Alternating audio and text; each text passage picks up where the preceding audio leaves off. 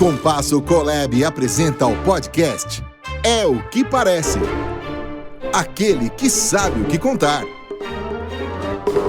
É o que Parece. Apresentação: José Francisco Queiroz e Antoninho Rossini.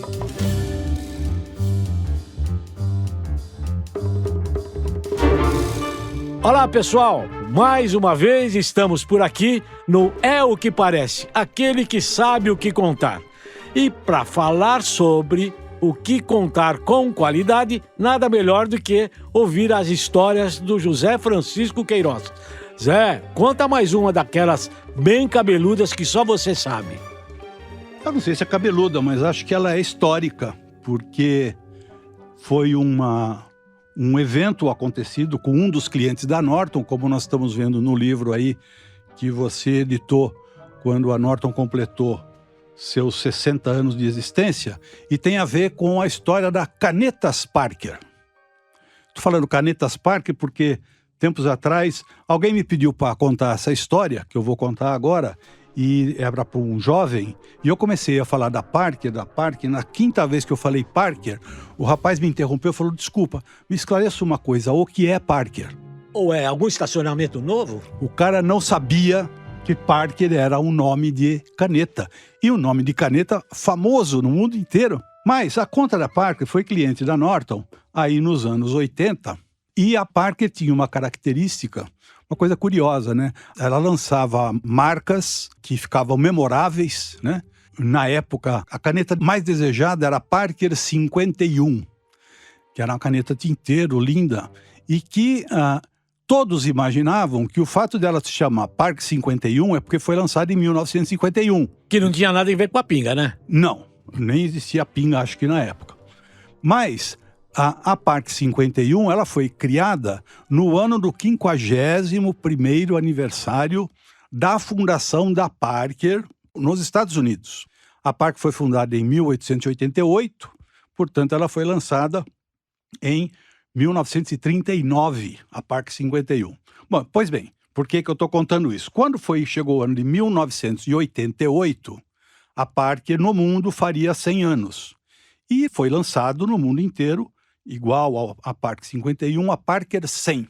E essa conta era cliente da Norton, e tem uma história muito interessante do quanto que é importante aliar a criatividade e a vontade de viabilizar uma ideia realmente criativa. Foi feita uma campanha para tratar desse lançamento, na época com a direção de criação da Cristina Cavalho Pinto, auxiliada pelo nosso amigo Nelson Porto e o Wagner Solano, que também depois se transformou em um criativo, que ganhou muitos prêmios. E eles criaram uma campanha que contava a história da Parker, desde o primeiro lançamento da Parker de 1888, e pontuando cada um desses lançamentos que foram notórios até chegar no Parker 100, lançado em 1988. É óbvio que isso eram anúncios para a imprensa, mas eram inviáveis, porque era uma sequência de páginas que inviabilizava a realização da Parker, ela não tinha um dinheiro disponível para pagar aquela campanha. Mas a ideia era tão boa que aí, conversando com a criação, nós criamos uma ideia que eu apelidei o anúncio fermento, em que nós passamos a fazer esses anúncios em um terço de página, que lançava a primeira caneta, virava a página da revista, acrescentava outro terço, então ficava 2 terços na página par sempre, depois preenchia a página par e assim na sequência até virar a página dupla. Quer dizer, a sexta inserção desse 1/3 de página era a apresentação da Parker 100, lançada no Brasil. Esse anúncio foi aprovado, óbvio, pelo cliente, e aí nós tínhamos que viabilizá-lo, e só tinha uma bala na agulha. Nós fizemos, na época, um levantamento na área de mídia, e nós só tínhamos condição de publicar esse anúncio uma vez na revista Veja, nunca mais. Mas nós achávamos que nós devíamos viabilizar aquele projeto. Consultamos a Veja na época era uma revista muito importante, né? Você aos domingos tinha que saber o que tinha acontecido no Fantástico, e na segunda-feira você tinha que saber o que tinha acontecido na Veja. Ué, Zé, era tão importante, e é tão importante, que foi assunto de uma ou duas passagens nossas, dos nossos episódios, porque realmente a Veja marcou época. Sem dúvida. Bom, pois bem, submetemos esses anúncios à Veja e a resposta da editora Abril foi, para falar um português claro, nem por um caralho. Por quê? Isso trazia um problema sério de paginação da revista Veja e nos foi dito que quem mandava na paginação da revista Veja era a redação, que ao fechar a revista determinava qual era o espaço que a redação ia ocupar, poderia ter matérias de uma página até de 10 páginas, né? Dependendo da importância do assunto. E só aí, então, que entrava a publicidade. Então, a redação paginava. E, de maneira nenhuma, eles poderiam fazer essa reserva sequencial como nós estávamos querendo, de crescer 1/3 a cada virada de página. A resposta foi não, mas nós não nos conformamos. Nós fomos até a editora Abril conversar com o nosso velho amigo Tomás Souto Correia, um vice-presidente durante muitos anos da Abril, sujeito brilhante, e que também deu uma contribuição na área editorial e do bom gosto de como fazer revista durante muito tempo na editora Abril. E o Tomás, que havia recusado o anúncio, nós conseguimos convencê-lo a dizer: Tomás, veja esse anúncio e imagine o que isso pode contribuir para a importância da revista como meio de comunicação.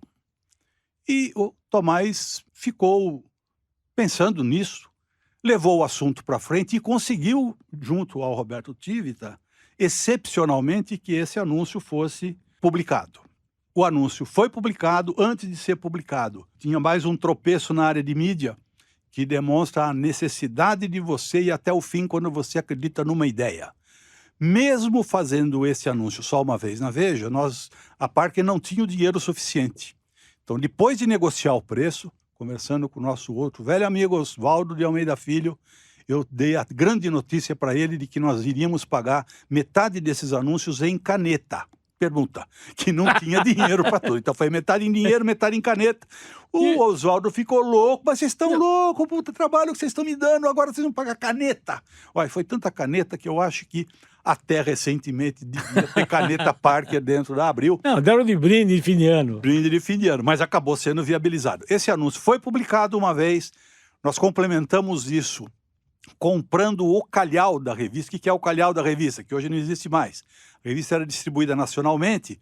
O que sobrava de exemplares para quando chegava a edição seguinte, a banca e os distribuidores devolviam esses exemplares não vendidos para a Abril. E nós compramos a preço de custo 5.000 exemplares daquela edição e nós distribuímos essa edição junto ao corpo de vendas da Parker e a Glória. Essa coleção da Parker 100, que tinha uma produção para aquele ano de 1988, ela foi vendida com os vendedores da Parker tendo a Veja embaixo do braço e levando para o mercado comprador. Daquele lançamento, da importância do lançamento, a produção da Parker, 88, Parker 100, lançada em 88, se esgotou em 45 dias. E esse anúncio acabou recebendo, no decorrer do tempo, 8 prêmios de criatividade em mídia. Isso mostra o quanto é importante você, quando tem uma ideia inovadora e você tem barreiras a enfrentar, você deve buscar todas as alternativas para viabilizar. Essa é uma história de sucesso. Falei muito hoje, Rossini. Quero transferir a você a honra e o prazer de você dar a frase do dia. Você vê como ele é? Este cara, juro por Deus, eu não me separo mais do Zé Francisco. Eu peguei a folhinha dele aqui e falei: Zé, frases do dia pra mim. Na hora ele captou e já falou. Mas antes da frase do dia, eu quero mais uma vez frisar para os nossos amigos, amigas que nos acompanham, que estamos à disposição. Estamos no Instagram, no Facebook, enfim, em todas essas mídias, que é justamente para que haja uma interatividade. A gente não é gênio, não, só que vivemos, e isso é muito interessante. Já que puxei para mim a frase do dia, a frase é a seguinte: a frase do dia. A lei da floresta. Não é o grande que come o pequeno, é o ágil que come o lerdo. Essa é boa. Essa do Tarzan, essa da floresta me lembrou outra, viu? Uma pergunta que me intriga por todo sempre. Eu queria saber como é que o Tarzan fazia a barba. Puta, esse é o problema, hein? É uma campanha da Gillette. Tchau, gente. Obrigado. Até a próxima. É o que parece. Aquele que sabe o que contar. Apresentação: José Francisco Queiroz e Antoninho Rossini. É o que parece. Realização: Compasso Colab.